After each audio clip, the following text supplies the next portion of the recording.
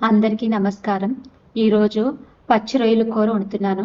చూడండి, ఫస్ట్ 3 స్పూన్లు ఆయిల్ వేసుకున్నాను నేను. ఈ ఆయిల్ బాగా కాగిన తర్వాత ఉల్లిపాయ పచ్చిమిరపకాయలు వేసుకుంటున్నాను.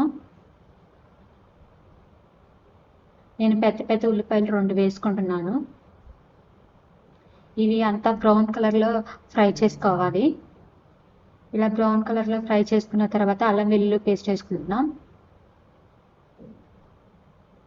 పచ్చి వాసన పోయేంత వరకు వేపుకోవాలి అల్లం వెల్లుల్లి పేస్ట్ని. ఇప్పుడు నేను రొయ్యల్ని పసుపు కొంచెం ఉప్పు వేసి 50% ఉడికించాను. ఎందుకంటే ఫస్ట్ ఉడికించడం వల్ల పచ్చి స్మెల్ నీసు వాసన రాదు, అందుకే ఫస్ట్ ఉడికించాను. ఉడికించిన రొయ్యల్ని ఇందులో వేసుకుంటున్నాను.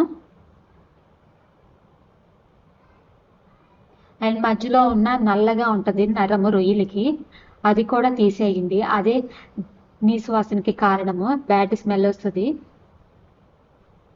అది తీసేసి ఉడికించుకోండి 50%. తర్వాత కర్రీ చేసుకోండి. నేను కొంచెం కారం కూడా వేసుకుంటాను, తగినంత నాకు కారము. రుచికి సరిపడిన సాల్ట్, ఆల్రెడీ కొంచెం సాల్ట్ వేసి ఉడికించుకుంటున్నాను కాబట్టి కొంచెమే వేసాను. చాలకపోతే చూసి అడ్జస్ట్ చేయొచ్చు. వీడియోస్ చూస్తున్నారు కానీ లైక్ చేయట్లేదు. సబ్స్క్రైబ్ చేసుకోండి, సబ్స్క్రైబ్ చేసుకోవట్లేదు. ఇప్పుడు మనం ఇందులోనే ధనియాల పొడి, జీలకర్ర పొడి వేసుకుంటున్నాను. కొంచెం ఇంట్లోనే తయారు చేసుకున్న గరం మసాలా కూడా వేసుకుంటున్నాను. ఇవన్నీ వేసుకుని మంచిగా మిక్స్ చేసుకుందాం. లాస్ట్లో కరివేపాకు,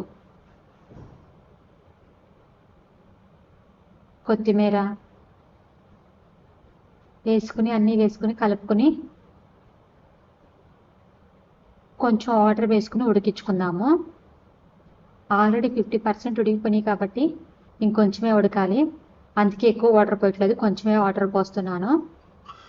రొయ్యలు కుక్ అవ్వకపోయినా సరే స్మెల్ వస్తుంది, మంచిగా కుక్ అవ్వకపోయినా సరే. మూత పెట్టుకుని కొంచెం సేపు ఉడికించుకుందాము.